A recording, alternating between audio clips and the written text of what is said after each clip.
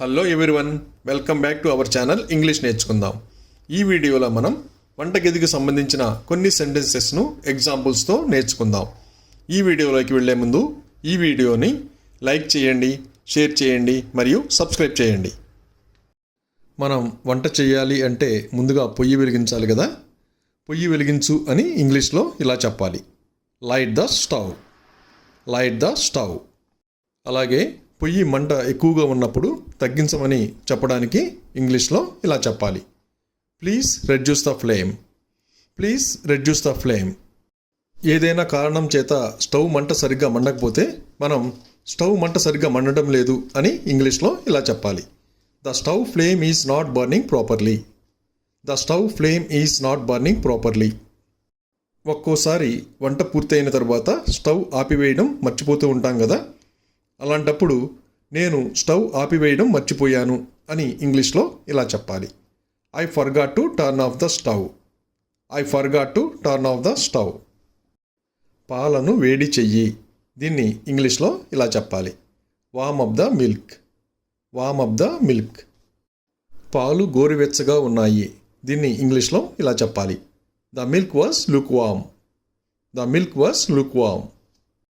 ఎప్పుడన్నా మనం పాలు కాయడం మర్చిపోతే అవి విరిగిపోతాయి కదా, అప్పుడు మనం పాలు విరిగిపోయాయి అని ఇంగ్లీష్లో ఇలా చెప్పాలి, the milk was curdled, the milk was curdled. అప్పుడప్పుడు మనం పొయ్యి మీద పాలు పెట్టి మర్చిపోతే అవి పొంగిపోతాయి కదా, అప్పుడు మనం పాలు పొంగిపోయాయి అని ఇంగ్లీష్లో ఇలా చెప్పాలి, the milk is boiled over, the milk is boiled over. కూరను తక్కువ మంటలో 10 నిమిషాలు ఉడికించాలి, దీన్ని ఇంగ్లీష్లో ఇలా చెప్పాలి, కుక్ ద కర్రీ ఇన్ లో flame for 10 minutes, cook the curry in లో ఫ్లేమ్ ఫర్ 10 మినిట్స్. అలాగే కూరను మరికొంతసేపు ఉడకనివ్వండి, దీన్ని ఇంగ్లీష్లో ఇలా చెప్పాలి, let the curry cook for some more time, let the curry cook for some more time. అన్నం ఇంకా ఉడకలేదు, దీన్ని ఇంగ్లీష్లో ఇలా చెప్పాలి, the rice is not cooked at, the rice is not cooked at. ఒక్కోసారి పొయ్యి మీద కూర పెట్టి మర్చిపోతే అది మాడిపోతుంది కదా, అప్పుడు కూర మాడిపోయింది అని ఇంగ్లీష్లో ఇలా చెప్పాలి, the curry is chartered, the curry is chartered. అప్పుడప్పుడు కూరలో పొరపాటుగా ఉప్పు ఎక్కువ వేయటం జరుగుతుంది కదా, అప్పుడు కూర చాలా ఉప్పుగా ఉంది అని ఇంగ్లీష్లో ఇలా చెప్పాలి, the curry is too salty, the curry is too salty.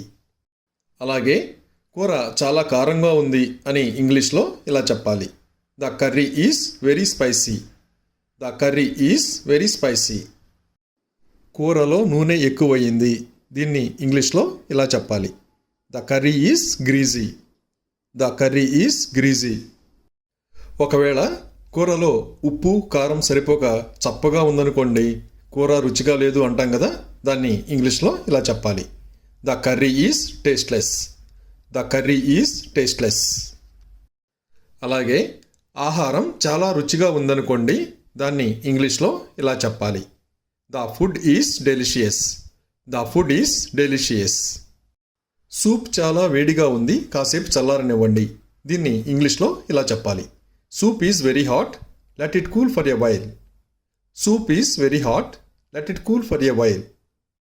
మనం బంగాళాదుంపలను ఉడకబెట్టడానికి పొయ్యి మీద ఉంచి మర్చిపోయామనుకోండి, అవి అవసరమైన దానికంటే ఎక్కువగా ఉడుకుతాయి కదా, దాన్ని మనం ఇంగ్లీష్లో ఇలా చెప్పాలి, potatoes are overcooked, potatoes are over cooked.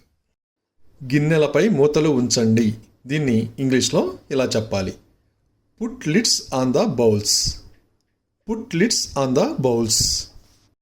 ఒక్కోసారి సింక్లో చెత్త అడ్డం పడి నీరు బయటకు పోదు కదా, దాన్ని మనం ఇంగ్లీష్లో ఇలా చెప్పాలి, water is not draining as the sink is clogged, water is not draining as the sink is clogged.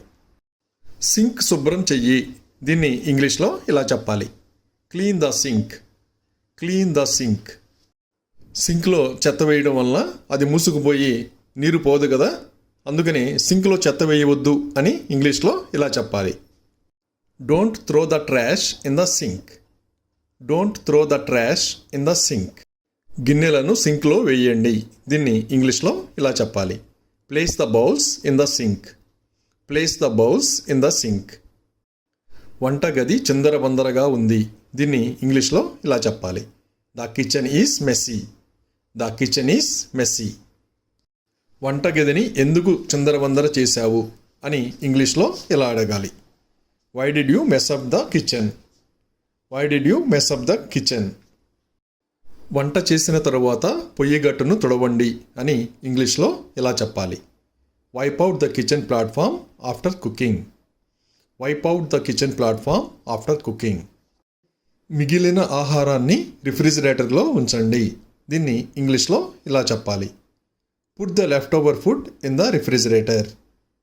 Put the leftover food in the refrigerator. Thank you for watching this video. మీ అభిప్రాయాలను comments ద్వారా తెలియజేయండి. మరిన్ని వీడియోల కోసం ఈ వీడియోని like చేయండి, షేర్ చేయండి మరియు సబ్స్క్రైబ్ చేయండి. Thank you.